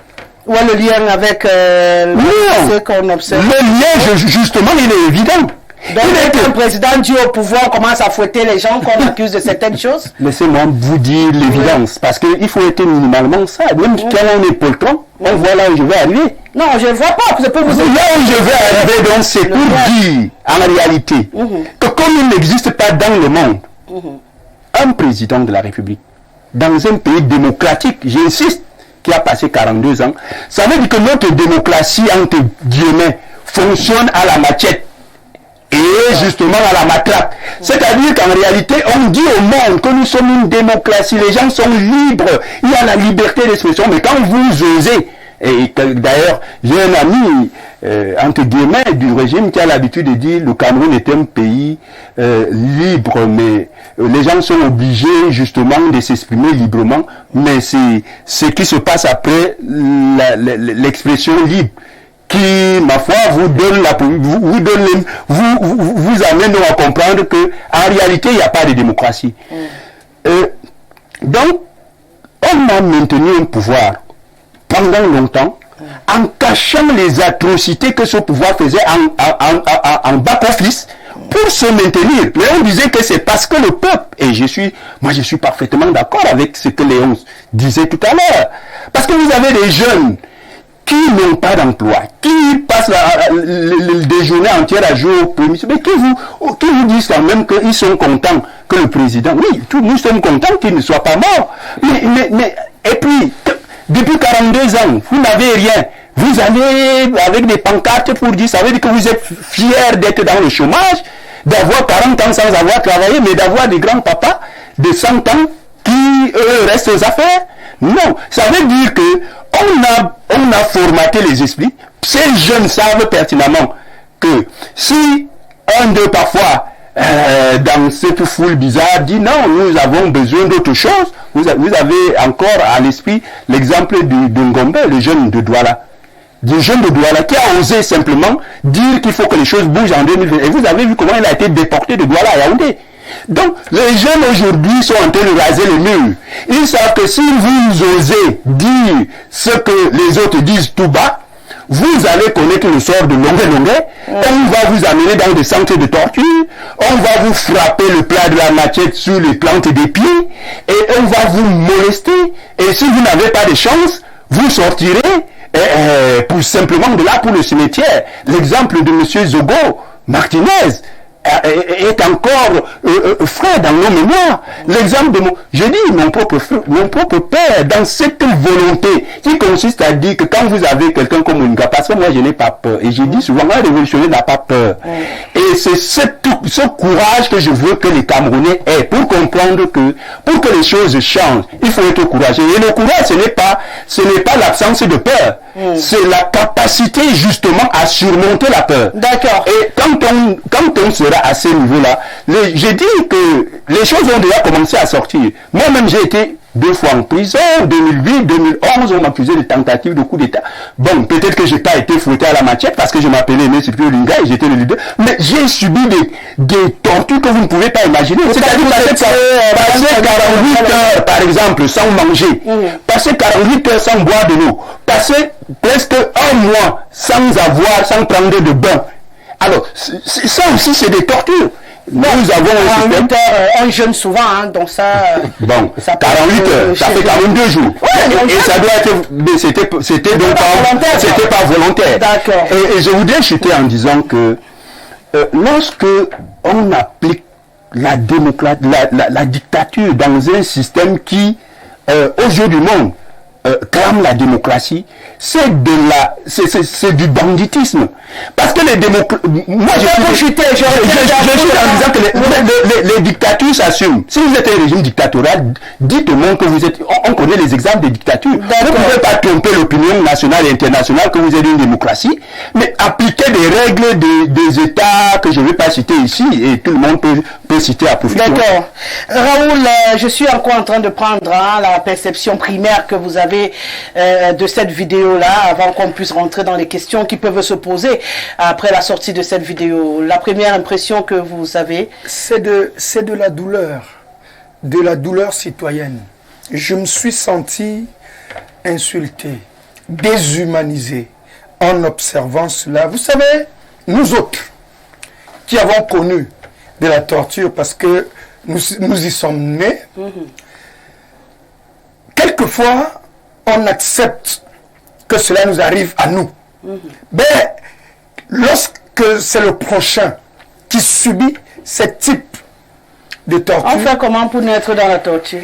Nous qui avons grandi, qui sommes nés dans des quartiers difficiles, voilà, c'est mieux, comme qui avons grandi dans ces conditions que décrit le président Aimé Cyprien Olinga. Quelles conditions? Les conditions où, pour un oui ou pour un non, un petit policier du quartier vous interpelle, vous fait fouetter, juste parce que votre tête l'énerve et qu'il sait que personne ne lui demandera rien.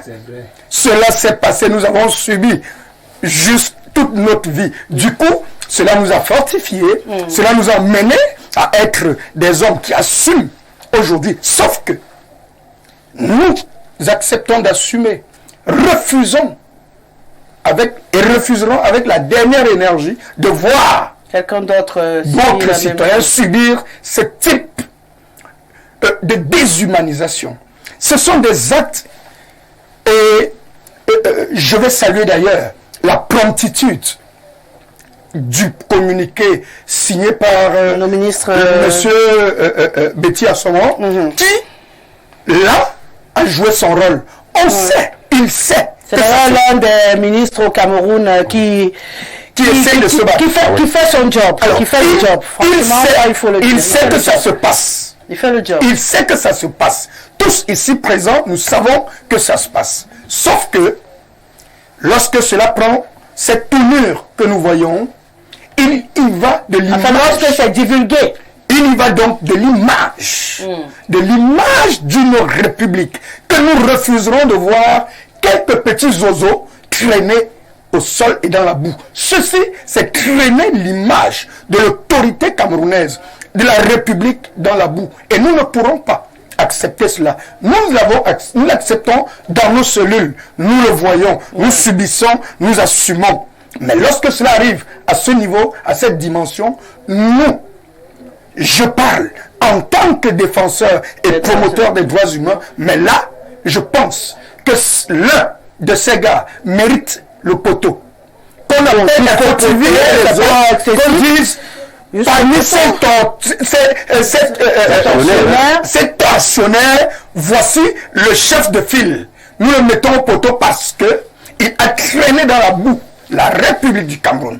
Il s'agit de la République. Lorsqu'on parle de la République, il n'y a plus rien qui devrait se mettre au-dessus. Et là, vous ne pouvez pas arborer le vert ou jaune, frapper d'une étoile dorée au centre du rouge et venir vous comporter comme ceci. Si ce sont des hommes du quartier, il est acceptable qu'un petit zozo, parce qu'il a un peuple de muscles, vous interpelle, vous ramasse au quartier, vous fasse fouetter, ça, c'est entre vous là-bas au quartier. Mais ici, c'est la République. Ces messieurs arborent le vert au jaune. Nous ne le tolérerons pas.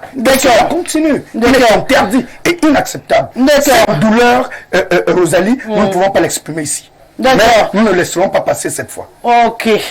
Exprimez vos douleurs, parce que moi je reviens avec des questions. Oui, Jacques Léonce, vous savez, moi, au-delà de l'indignation, j'ai la responsabilité du journaliste d'aller fouiner plus en profondeur. Moi, je ne fais pas le one-man show. On est d'accord? Absolument. Voilà. Jacques Léonce, votre regard après cette vidéo et après le communiqué du ministre de la Défense. Je suis déjà rassuré parce que c'était une vidéo vraie. Parce que jusque-là, je me disais qu'on était déjà dans un autre pays, pas au Cameroun. Et que quand même le ministre de la Défense camerounaise puisse réagir promptement. Ça me rassure que ces faits se sont déroulés au Cameroun. Et que c'est des militaires camerounais qui ont fait subir cela à un Camerounais. Ça me rassure déjà. Et j'ai davantage fraudo que des faits comme cela, aussi graves, se passent dans notre pays, le Cameroun. Vous savez, lorsque c'est arrivé, lorsque cette vidéo a commencé à circuler, les gens ont commencé à m'envoyer ça tout le temps, me disant, comme tu bavardes beaucoup, voilà ce qui va t'arriver, voilà ce qui arrive aux gens qui bavardent beaucoup, fais attention à toi. Chaque jour, ça arrive dans mon téléphone, mais parfois, il faut avoir une bonne dose de courage pour prendre encore l'initiative de venir parler ici, parce que les Camerounais sont tellement... Lorsque ça arrive comme ça, vous voyez que les Camerounais sont tellement apeurés que lorsque vous prenez l'initiative de venir parler, ils font tout pour vous dissuader. Vraiment, je ne sais pas, est-ce que nous sommes vraiment un peuple? Non. On ne peut pas être un peuple et être autant apeuré. Mais est-ce que... Qu'est-ce qui va se passer dans ce pays-ci? Tout le monde commence à prendre peur, finalement. Heureusement que nous ne prendrons finalement pas peur, parce que s'il fallait prendre peur, on ne serait plus là, en train de venir, pardon. Il faut que des actes comme ceux-ci soient réprimés avec la dernière énergie pour démontrer que nous sommes encore dans un pays, dans un état démocratique. Si nous sommes d'aventure ou davantage dans une tyrannie, qu'on le fasse comprendre clairement. Mais si nous sommes encore dans un état démocratique, République du Cameroun, il faut effectivement qu'on le fasse savoir en punissant avec la dernière énergie les tortionnaires de cette vidéo. Parce que c'est inacceptable. Et lorsque vous savez, lorsque vous prenez en compte le personnage qui est mis en cause, c'est un monsieur qui a fait honneur au Cameroun, qui a chanté pour la liberté de l'Afrique. Si dans son propre pays, on lui fait subir de tels sévices, alors qu'à un moment donné, il a chanté pour la libération de l'Afrique, ça cause un sérieux souci. Est-ce que finalement, nous avons toujours des sous-préfets français dans nos petits États francophones? Il faut se poser la question. D'accord. Est-ce qu'il faut aller jusqu'à ce niveau? Je crois qu'à un moment donné, je suis un peu rassuré parce que le ministre a réagi promptement et qu'il faut effectivement que ce soit une enquête qui livre les résultats aux Camerounais. Il faut que les Camerounais soient au courant des résultats de cette enquête pour que finalement ces gens-là soient punis avec la dernière énergie. C'est clair qu'on va dire deux mots avant de laisser le ministre faire son enquête, parce que justement, si on pose enquête, c'est qu'il y a quelque chose à fouiller. Si c'était aussi banal et aussi simple que ça, on n'aurait pas précisé qu'il faut une enquête.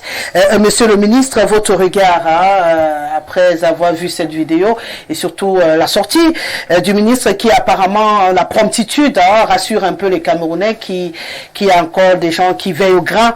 Et que même s'il y en a qui trouvent que d'autres sont pourris, tout le monde n'est pas pourri. Oui. On en a quand même qu'on peut extirper du sac de riz. Surtout la sortie du ministre qui m'intéresse. Ouais. Ça prouve tout de même qu'il y a trop de problèmes cruels dans notre pays. Il y a des personnes qui essayent de trouver des solutions. Mais une enquête, quand il y a les preuves, on fait encore une enquête pour trouver quoi? Le ministre. On a exposé. On voit les photos de ceux qui faisaient ce qu'ils faisaient. Mais le Cameroun traverse quand même une terrible période. Quand vous voyez les atrocités que nous avons vécues, et je ne veux pas invoquer la mort du prélat de Bafiala. Bala. Voilà. La mort de prélat à Ngaoundéré. Également. Les pères 20, dernièrement, encore quand nous étions aussi, il y avait encore l'assassinat d'un prêtre, etc. C'est le Cameroun qui commet de pareils crimes. Je me demande si le système satanique se voit, on voit la fumée. Hein. Quand Satan est quelque part, ça se sent et on voit la fumée. Qu'est-ce qui se passe que le Camerounais en arrive là? Quand on a commencé à parler des coupeurs de route au nord Cameroun, c'est d'abord des coupeurs de route, et après Boko Haram est venu consolider le système. Est-ce qu'on ne va pas finir par dire que, bon, comme le Rwanda est un pays qui a résolu ses problèmes avec la machette, nous aussi, nous sommes en train de vouloir faire comme le Rwanda? La société camerounaise a vraiment beaucoup de problèmes. Quand on parle maintenant, ceux qui vous vendent les remèdes pour vous achever, et ça se vend couramment. Et le vin, les contrefaçons dans tous les domaines. Moi, je suis très, très, très inquiet. Je n'accuse pas nommément une personne, mais j'accuse la société camerounaise, nous-mêmes. Est-ce que nous pouvons, si nous sommes chrétiens, attendre un jour les bénédictions venant d'en haut, si nous assassinons, c'est que Dieu a envoyé pour vous évangéliser? Et ce qui se passe, c'est vraiment trop triste. Et moi, je crains fort bien que ce qui a été dit dans la Bible, qu'à la fin, vous verrez des atrocités que personne ne peut plus accepter. D'accord. Des guerres, des assassinats, un cœur serré, les enfants abandonnés, la jeunesse oubliée, tout ce qui a de logique, rien ne se fait. Et c'est très grave. Maintenant, on va ouvrir le débat sur ce plateau. Je disais tout à l'heure, Président Olinga, je questionnais le timing. 2019, ça fait 5 ans aujourd'hui. Et si j'ai bonne souvenance, à la même période, il y avait une petite enquête lancée également autour de Longuet, à la suite d'une autre vidéo qu'on va regarder actuellement, qui le soupçonnait d'être de connivence avec les terroristes dans le cadre du Nozo, et que à ce moment-là, ça c'était en train de bouillir de partout. Donc, j'ai envie de me demander, pourquoi celle-ci ne circule plus, puisque les deux événements sont quasiment à la même période, et que l'autre refait surface aujourd'hui pour donner une autre vision du même problème? Pourquoi lorsque la situation s'était présentée, on n'a pas eu autant de remous autour? On a envie de se demander aujourd'hui, parce que j'ai bien dit, est-ce que des hommes en tenue, moi je ne vais pas défendre quelqu'un, je voudrais qu'on se parle clairement, des hommes en tenue peuvent se lever un matin, Longa aurait fait quoi? Vous avez dit que vous-même vous avez été arrêté pour vos idées, mais vous n'avez pas subi des services avec des machettes, parce que c'était seulement un combat d'idées. Qu'est-ce qui pourrait justifier que Longa, qui est plus connu que vous, qui logiquement devrait même éviter de torturer, lui se fasse torturer et que vous n'ayez pas été torturé? Longa dispute-t-il le pouvoir avec M. Biya? C'est raison de plus. Raison de plus, pourquoi on ne puisse pas le torturer, puisque... Non, je vais aller dans votre sens. Hein. Non, je n'ai aucun sens, je pose juste une question. Non, je vous laisse analyser. Je suis en train de dire que... je voudrais dire que... moi-même, je me suis interrogé sur le timing, mais j'ai fait un certain nombre d'analyses pour dire pourquoi c'est en 2019 que les faits se passent. Et en 2024... que ça a ressurgi. Ça a ressurgi. Ouais. Là, j'ai dit, et j'avais déjà commencé à le dire dans mon premier propos, c'est qu'en réalité, un système tortionnaire, il y a quelque chose lorsqu'il est à la fin, même les tortionnaires qui étaient des artisans de la torture commencent à eux-mêmes à se fatiguer, à dire qu'on en a marre de servir un tel système. Parce que dites-vous bien que quand on foutait, c'est pas l'homme de la rue qui allait dans des services aussi aussi protégés que là où il était. Ça veut dire que cette vidéo a été faite par quelqu'un qui était dans l'équipe qui était en train de faire le travail. Et ça démontre effectivement, comme je suis en train de dire, nous sommes en train d'aller vers la fin. Il y a un agenda. L'agenda est même normal. C'est qu'en réalité, toute dictature, toutes les grandes dictatures vers la fin. Pourquoi vous trouvez que c'est une dictature? On le sait quand même, hein, pour prendre dans le sens où je pose la question, que dans le monde entier, il existe des services secrets, il existe des corps spécialisés qui ont certaines missions dont on ne parle pas haute voix. Ce n'est pas que le fait du Cameroun. Pourquoi vous avez l'impression que lorsqu'on les vit au Cameroun, c'est une dictature? Je suis en train de vous dire qu'un état de droit, même quand vous êtes soupçonné, on ne peut pas vous infliger une telle torture. Il y a des méthodes, il y a des choses, il y a la justice. Il faut encore... Non, parce que là, c'est des pratiques dignes d'un autre âge, où on voulait absolument soustraire des aveux, où on veut absolument soustraire des aveux pour que quelqu'un reconnaisse que... On a connu ça dans une... J'ai lu l'histoire d'un certain nombre de pays africains où les gens, à chaque fois, à chaque instant, pour essayer d'écarter des gens gênants, les soupçonner de coup d'État, et on leur infligeait un tel traitement pour reconnaître des aveux qu'on allait présenter simplement pour... Ils ont reconnu avoir voulu faire un coup d'État. J'ai dit que quel que soit ce que vous avez, ou alors ce que vous êtes soupçonné d'avoir fait, les enquêtes peuvent se mener de manière intelligente, subtile, encore que au Cameroun, moi j'ai la certitude, hein, nous avons des services d'intelligence parfois les plus compétents d'Afrique. Ça a été... Pas censé, mais les plus... Je sais de quoi je parle. Parce que quand ces gars veulent une information, ils l'ont. Et je sais un peu de quoi je parle. Ils ont cette information. Ils n'ont pas besoin de vous torturer pour l'avoir. Parce que justement, les services d'intelligence au monde aujourd'hui, oui, on peut des terroristes et machin ailleurs, mais on peut procéder de manière intelligente à une enquête sérieuse et on vous remet à la justice si on est convaincu que vous êtes d'intelligence avec les terroristes ou je ne sais pas quoi. Mais on ne peut pas vous infliger un tel traitement. Je dis que pour ma part, il est clair que chaque dictature, l'histoire des dictatures est claire là-dessus. J'ai vu, vous avez lu un livre, moi je l'ai lu plusieurs fois. Et j'ai même vu le film. Vous avez vu le film de Mobutu Roi du Zaïre? Vous avez vu ce qui s'est passé pendant qu'il a gouverné d'une main de fer son peuple, pendant où il se prenait pour un dieu lui. Vous avez vu vers la fin comment même ses amis qui l'accompagnaient se sont fendus en déclaration, n'est-ce pas, dans les chaînes de télévision pour dire que c'était quelqu'un qui buvait du sang et l'autre. J'ai dit que c'est pour cette raison que nous avons intérêt. Moi, je suis un révolutionnaire et je suis quelqu'un qui veut qu'on refonde cet État sur la base des valeurs républicaines qui respectent les libertés. Et de ce point de vue, lorsque les gens ont servi une dictature et qu'eux-mêmes, ils sont conscients du fait qu'il faut pouvoir changer de donne, il faut changer de paradigme, parfois ce sont ces gens qui mettent à la face du monde la face hideuse, justement, du système qu'ils ont servi pendant longtemps. On l'a vu chez Mobutu, on l'a vu dans certains autres pays africains. Et il n'est pas exclu que ce soit dans le cas du Cameroun, parce que tout le monde en a marre d'une démocrature qui se vante d'être une démocratie, mais où il y a la répression systématique des libertés. D'accord.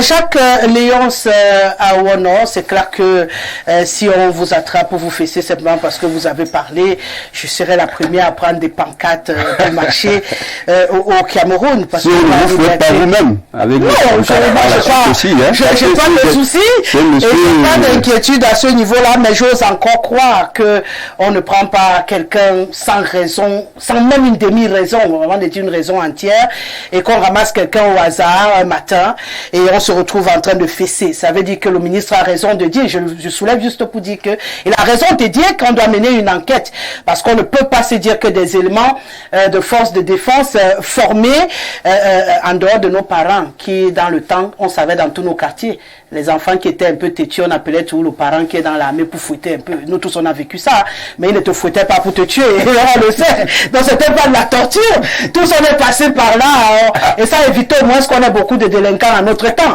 Voilà. Aujourd'hui c'est peut-être parce qu'il n'y a pas un grand frère pour donner un peu le fouet qu'on a tout ce qu'on a aujourd'hui aussi. C'est une reconnaissance de cette torture. Non, pour moi c'était pas la torture, on a été tous fouettés. Moi y compris. Mais après, on est quand même mieux que cette génération qu'on ne fouette pas. Il faut même qu'on commence à fouetter cette nouvelle génération, si on aura moins de problèmes, je te promets.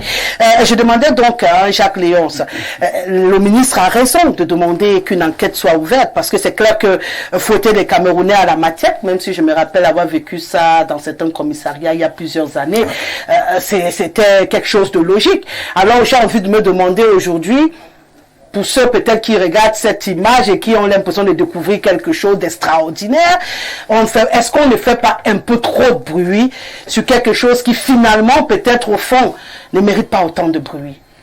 Je me le demande, hein? C'est une question que je me pose. Est-ce qu'il n'y a pas un objectif caché derrière justement de rendre cette vidéo virale parce qu'on a un objectif à atteindre en arrière-plan? On a de plus en plus envie de se le dire. Sinon, 5 ans après, on l'a reçu après cette fessée, longueur, il en a parlé, c'est passé. Il a dit qu'il voulait voir, on l'a vu également, madame, j'ai vu.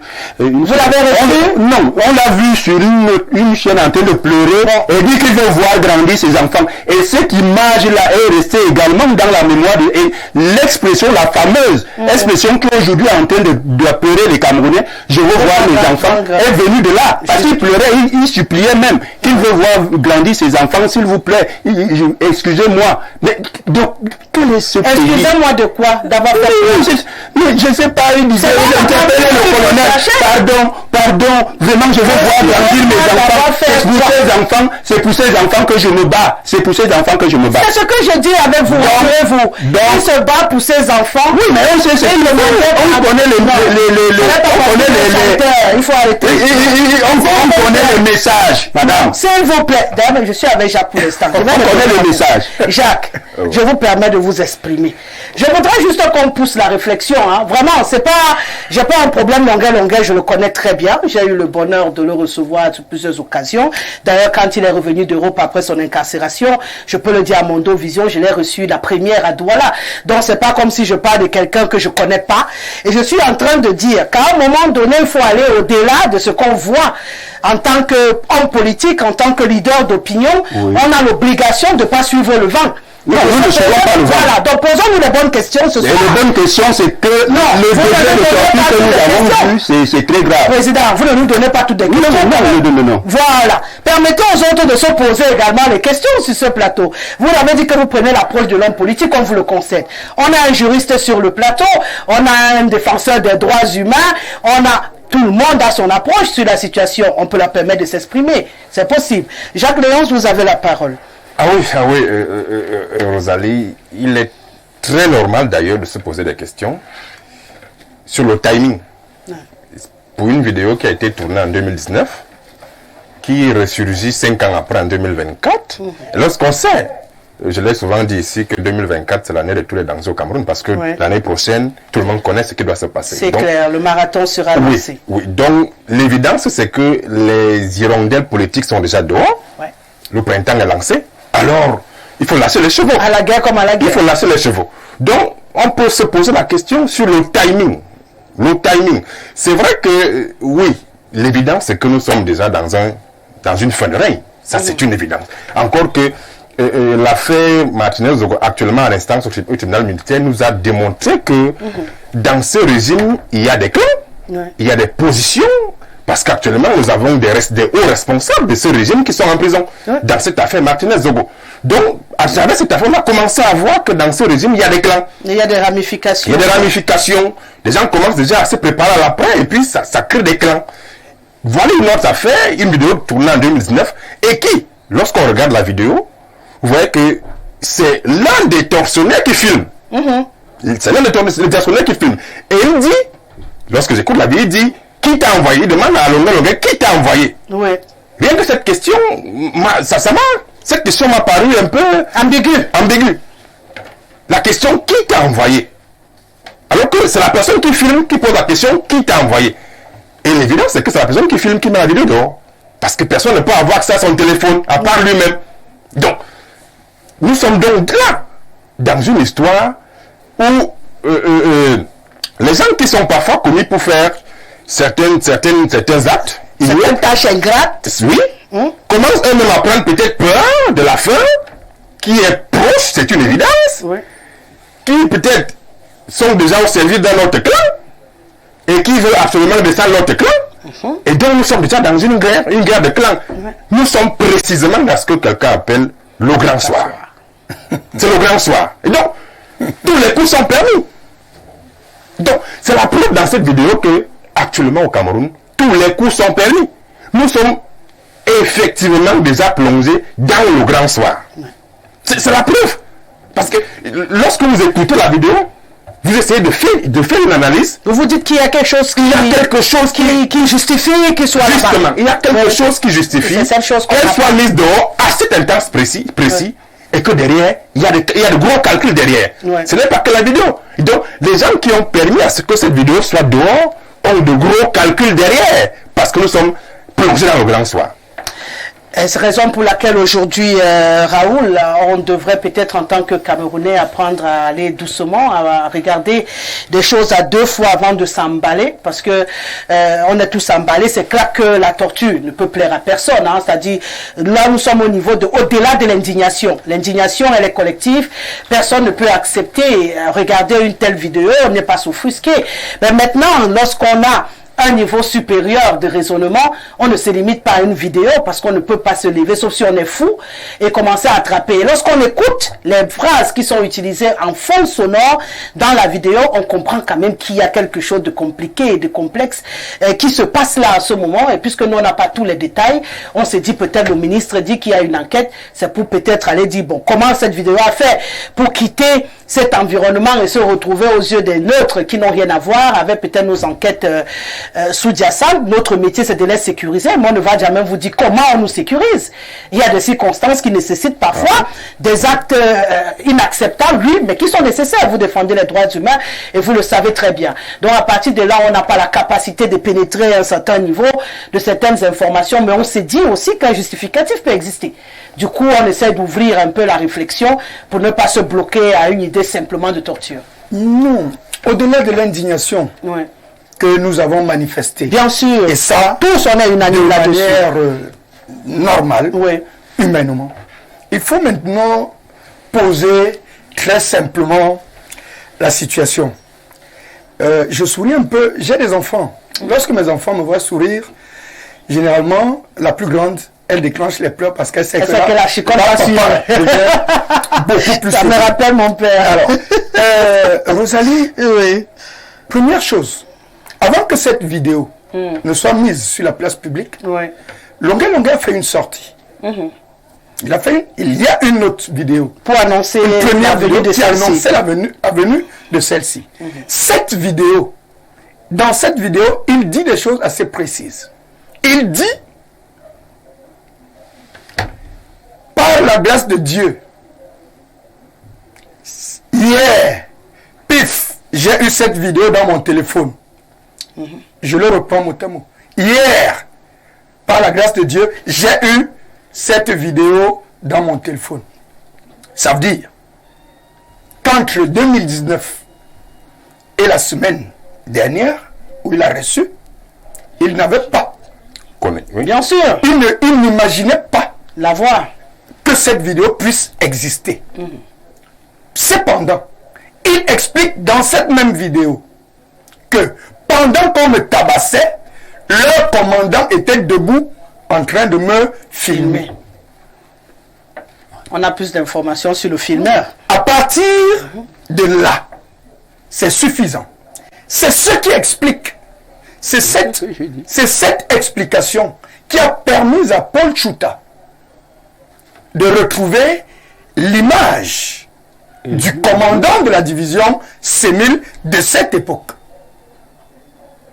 Vous comprenez le rapprochement. C'est très important de faire des liens. Oui, c'est important.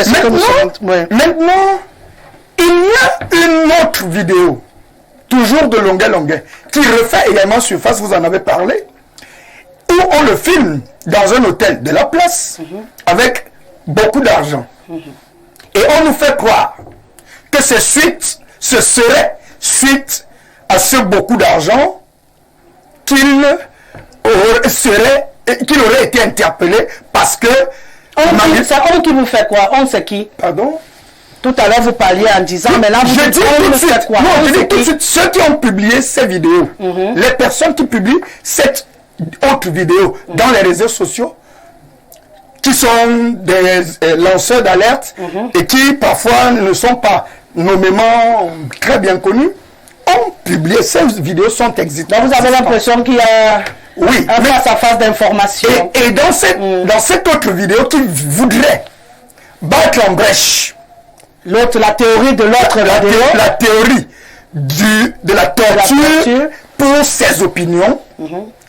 Celle-là fait croire que Longuet ayant été vu avec ce trop-plein d'argent, cet argent était destiné au financement des actions terroristes. Alors que c'est après qu'il a été interpellé. C'est-à-dire, on l'a filmé avec cet argent, ce trop-plein d'argent, mais il a été interpellé après. Ça veut dire que nous avons des terroristes connus aujourd'hui qui ont été interpellés et qui ont été jugés, aujourd'hui condamnés pour certains, en attente de condamnation pour d'autres. Cela voudrait dire que même si il était en intelligence avec cette guerre dans le Nozo, nous, à partir de notre posture, estimons qu'il méritait jouir d'un procès normal. Dès que on l'a interpellé, torturé et laissé, et tout à l'heure vous avez dégagé une petite idée selon laquelle le sang n'aurait pas coulé. Rappelons-nous, je vous le rappelle, parce qu'il y a beaucoup d'informations qui circulent, je vous le rappelle, je vous le dis, que la vidéo, nous avons une partie de ce qui a été filmé. C'est ça. Et vous avez l'autre partie? Non. Elle devrait vous voulez donc spéculer sur ce que vous avez vu. Le journalisme m'oblige. Non, je m'arrête là immédiatement. Le journalisme m'oblige à parler de ce que j'ai sous les yeux. Vous ne pouvez pas me demander de spéculer sur ce que je n'ai pas vu. C'est une vidéo. Ah non! Est-ce que dans cette vidéo, nous voyons à quel moment on l'a fait asseoir? Je réponds à la question. Est-ce que dans cette vidéo, on voit à quel moment on a levé la chaise pour le relever? Non! Cela voudrait dire que c'est une partie de ce que je repose la question, Raoul. Vous décrivez les faits que vous voyez, ou vous imaginez ce qui a pu arriver. Parlons des faits. Dans ce cas, si on reste sur les faits, vous avez vu du sang dans les images? Non. Donc, c'est pour dire que c'est un débat qui n'est pas notre débat ce soir. Restons sur la torture. Elle a existé. Sur la torture. Vous n'avez pas dit peut-être on a tranché le pied, ou on a coupé alors qu'on n'en est pas là, on n'a pas vu les images. Je voulais quand même dire que, en effet, c'est une vidéo qui peut ne pas tout avoir. Qui peut ne pas tout avoir. Voilà, là je vous le conseille. Merci. Alors, pour chuter. Oui, vraiment pour chuter, parce que le ministre également d'aller au-delà de l'image. Si vous me le permettez. Oui, bien pour chuter, donc, je rassemble ces petits éléments. Vraiment, purement intellectuels. Oui, bien sûr. Nous avons essayé. Et on met tout ça à la disposition du ministre pour l'enquête. Pour qu'une enquête approfondie puisse être menée. C'est clair. Que les droits de l'homme soient respectés. Puissent même être associés à cette enquête pour pouvoir humaniser cette enquête et de rendre un résultat objectif. D'accord. Pour le bien de notre République. C'est clair. Monsieur le ministre, apportons aussi quelques éléments à monsieur le ministre pour son enquête, parce qu'on ouvre tous ces pans de voile, c'est pour qu'à la fin qu'on ne nous dise pas qu'on n'a pas tout épluché. Allez-y. Avant 1960, on chantait, peu à peu, il sort de ta sauvagerie. Oui. L'hymne national, deuxième couplet. Non, c'est quelqu'un qui n'était pas chanteur, encore moins poète, il a voulu changer. Et ben, je pense que ceux qui ont pensé que peu à peu tu sors de ta sauvagerie, comme la Marseillaise, on n'a jamais retouché. Hein. Le Cameroun a des problèmes sérieux. Parce que l'enquête, officiellement, qu'on a lancée, ce sont les officiels qui ont posé l'acte. Ouais. On les connaît. Absolument. On les connaît. Bon, l'enquête, bon, on va leur poser des questions, et nous connaissons ce que c'est pas derrière les enquêtes qui ne sortiront jamais. Aussi, c'est pour calmer l'opinion publique. Mais ce que je regrette tout simplement, c'est que dans toutes les civilisations, prenons le cas quand on était à... quand on veut parler de Hitler, ce qui s'est passé sous le régime de Hitler, des atrocités qui restent aussi jusqu'aujourd'hui. Quand vous prenez les atrocités qui se passaient dans le système communiste, quand vous prenez les atrocités qui se passaient dans le système d'esclavage, hein? Même aujourd'hui, en Amérique, c'est encore terrible. Oui, bien sûr. Et je me demande, on devrait se poser la question suivante. Nous avons vu le résultat au Rwanda, où ils ont tué plus d'1 million de leurs compatriotes. Et tout le monde pense que c'est le génocide du Rwanda. Et la politique est tellement capricieuse. Dans notre pays, vous savez, les ambassadeurs ont toujours félicité notre régime. Tous les ambassadeurs, ils ont toujours félicité. Même s'il y en a qui ont quand même critiqué. Non, officiellement, je ne l'ai pas vu. Si, officiellement, nous avons eu des ambassadeurs américains. Neil Makwat, par exemple. Neil Makwat, partant du Cameroun, est allé du Cameroun comme un opposant. C'est-à-dire que Madame Francesco. Il gardait sa posture sur la critique réelle. Vous avez parlé là, j'aime bien l'écouter le soir. Il est interactif le débat. Je me base sur les déclarations de fin d'année. On a toujours félicité. Ah oui, c'est la diplomatie. Comme si tout aussi était extraordinaire. Et nous-mêmes, maintenant, les Camerounais, nous ne sommes pas d'accord d'être toujours menti. Comme nous sommes des menteurs, on va se dire, mais on fait des atrocités et on veut dire que tout va bien. D'accord d'être menti. Alors, quand on va tout camoufler maintenant, pour arriver où? That is the question. Parce que, quand on parlait de fonder un État, commencer par la fondation, nous sommes à quel niveau? Est-ce que nous sommes tous en train de mettre la main dans la pâte pour construire ce pays? C'est là où la démocratie devait jouer. Bien sûr. Permettre à tous les partis de se rencontrer tous les ans, par exemple, pour voir où se trouve notre pays à l'heure où nous parlons. En ce temps, on allait dire que nous sommes tous en train de faire un travail en faveur de notre pays. Mais ce n'est pas le cas. On constate comme s'il y a une continuité et on pense que le patron est toujours un peu loin et il y a les gardiens des biens des patrons sur place. Mais qu'est-ce qu'on nous a enseigné alors? On a dit qu'on avait des conseillers techniques et tout. Qu'est-ce qu'ils nous ont conseillé? Le résultat est là. Ils nous ont conseillé de faire ce que nous faisons aujourd'hui, peut-être. Ou bien, nous n'avons pas encore le niveau de s'assumer que nous sommes des constructeurs de ce pays. Alors, c'est la jeunesse qui, ailleurs, on parlait de faire des lances. La jeunesse, aujourd'hui, on a oublié de leur donner une place dans la société que nous gérons. L'avenir de notre jeunesse n'est pas à discuter. Hein. On pense à tout, mais pas à ça. Bon. Et les hommes politiques tels que... Jacques Léon soupirait de bonheur d'entendre cette phrase. On a toujours parlé de révolutionnaire. C'est très important, le mot révolutionnaire. Révolutionnaire contre quoi? Alors, moi, la révolution... Le système néocolonial. Voilà, contre le système néocolonial pour fonder les bases d'un État moderne. Et je voudrais répondre que nous ne sommes même pas encore à la fondation. Nous avons encore un État imaginaire. C'est même du colonialisme en termes de une rupture, une mise à plat pour que justement le Cameroun se fonde. Il faudra même une constituante à ce moment-là. Et je pense que la transition, la vraie, devrait passer par la révolution. Une minute pour sortir. Nous parlons aujourd'hui, nous continuons le changement et tout. Et s'il n'y aura pas changement, il sera impératif. Nous allons tous mourir. Nous périrons tous s'il n'y a pas changement. Nous périrons tous. Le changement est inéluctable. Soit il y a le changement, soit nous périrons tous. Là, ce que je veux dire, ce ne sont pas des personnes. Moi, je vois le système. Même on met l'autre et que ça continue exactement comme avant. Ça peut être même pire comme avant. Nous discutons très bien, mais est-ce que notre système, notre gestion politique permet un changement? C'est peut-être le prochain débat. Est-ce qu'on peut faire un changement en utilisant ce que nous avons aujourd'hui? J'ai dit fort. On utilisera aussi les moyens que les autres ont utilisés pour changer. Nous utiliserons les méthodes que les autres ont utilisées pour changer. Respirez.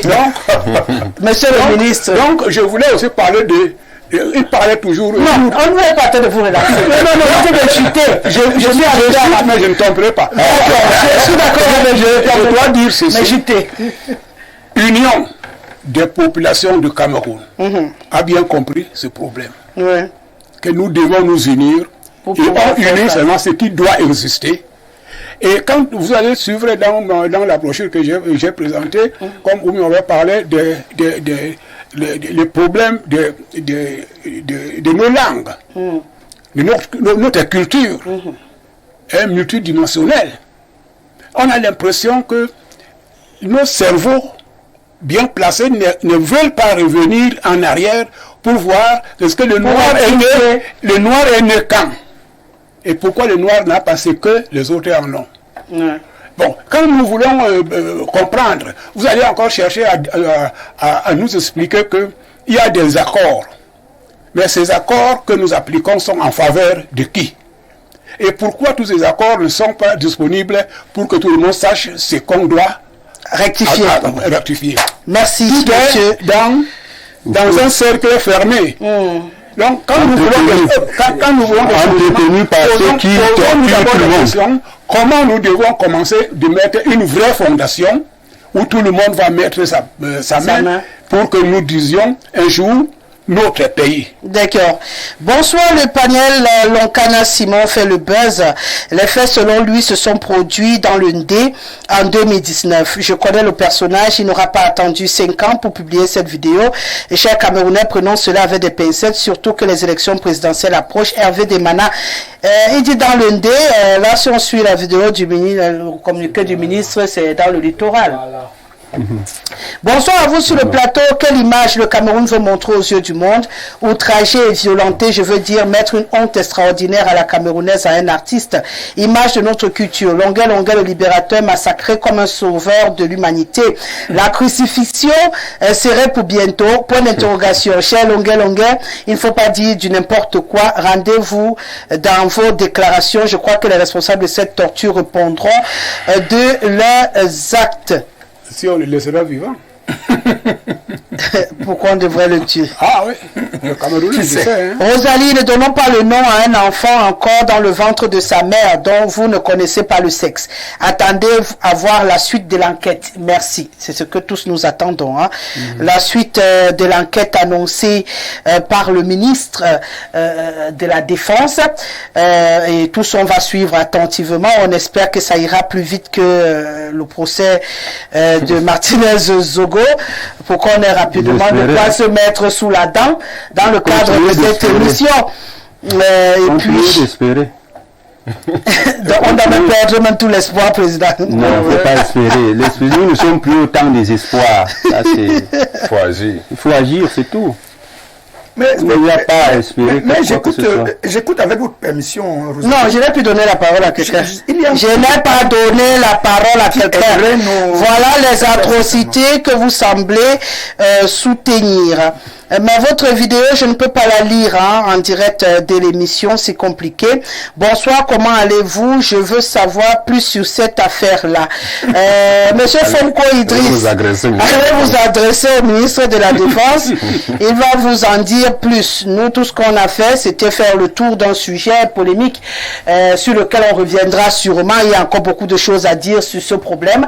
Et nous, on ne va pas lâcher le morceau sans comprendre véritablement. On est conscient qu'il y a un jeu de manipulation, il y a un jeu d'information, il y a un jeu de beaucoup de choses à l'intérieur, mais nous, on ne fait que analyser les faits. On ne crée pas les faits sur ce plateau.